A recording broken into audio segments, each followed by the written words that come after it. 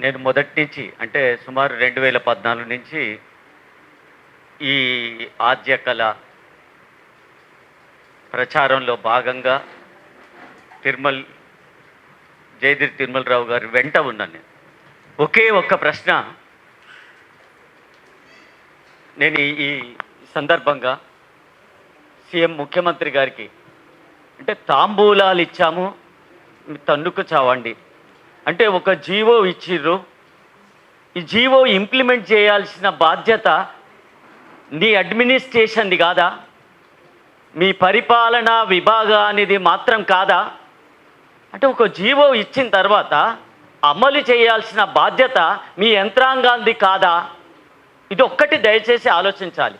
అంటే ఒకవేళ జీవో ఇచ్చిర్రు, న్యాయబద్ధమైంది, సమ్మతమైంది, అంగీకారమైంది, కోట్ల రూపాయల సంపద, వారసత్వ సంపద, చరిత్ర సంపద, ఇది ఇన్నిసార్లు మిమ్మల్ని 2 ప్రభుత్వాలు తెలంగాణ వచ్చి 2 ప్రభుత్వాలు మారినాయి. ఒక ప్రభుత్వం జోలికి పోలే, ఒక ప్రభుత్వం దగ్గరికి వినతి పత్రం ఇవ్వలేకపోయినాం. ఈ ప్రభుత్వాన్ని ఆశించినాం, అడిగినాం, జీవో ఇచ్చినాం, సౌహృదయంతో సాధారణంగా ఆహ్వానిస్తున్నాం. బట్ ఎందుకు ఇంప్లిమెంట్ చేయలేకపోతా ఉన్నారు? ఇంప్లిమెంట్ చేయాల్సిన బాధ్యత ముఖ్యమంత్రి కాదా? ఒకవేళ అక్కడ అనువుగాని చోటు ఒక అభ్యంతరం ఉంది. తెలంగాణలో మొన్న కదయ 1000 కోట్ల రూపాయలు హైడ్రాకు సంబంధించిన భూములు అమ్మేసినావు. ఒక్క ఎకరం, అరెకరం, 5 ఎకరాల భూమి దొరకట్లేదా? ఏవి జయగిరి తిరుమలరావు గారు అడిగేది వ్యక్తిగతమా, వ్యవస్థాకృతమా? ఇది ఆలోచించాలి. అవమానకరం అంటున్న తెలంగాణ రాష్ట్రంలో సిగ్గుపడాలి. ఒక వారసత్వ సంపదను కాపాడుకోలేకపోతుంటే ఇలా ప్రపంచ దేశాలు సిగ్గుపడతా ఉన్నాయి. ఓ జర్మనీ, జపాన్ ప్రపంచ దేశాలు వచ్చి అడుగుతూ ఉన్నారు, కాళ్ళు మొక్కి ఈ సంపద మాకు అందజేస్తారా అని. మనం ఏం ఆలోచిస్తున్నాం?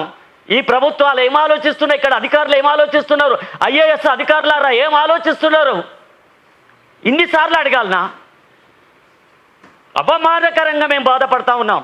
ఒక కల్చరల్, ఒక వారసత్వ సంపదను మనం కాపాడుకోలేకపోతున్నాం అంటే నిస్సహాయులం.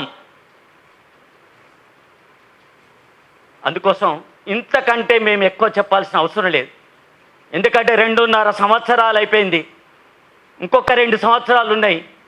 ఇప్పటికే తీవ్రమైన అనేక రకాలుగా అసంతృప్తి రాకముందే ప్రజాస్వామికవాదుల్ని, సాంస్కృతికవాదుల్ని ఒక్కసారి సమీక్షించుకోండి. చేయాల్సిన పనుల్ని తక్షణమే చేసి నిజంగా చిత్తశుద్ధితో మీ జీవోను ఆచరణాత్మకంగా మీరు అమలు చేయాలని మేము సహృదయంగా రౌండ్ టేబుల్ సమక్షంలో మేము విన్నవిస్తూ ఉన్నాం.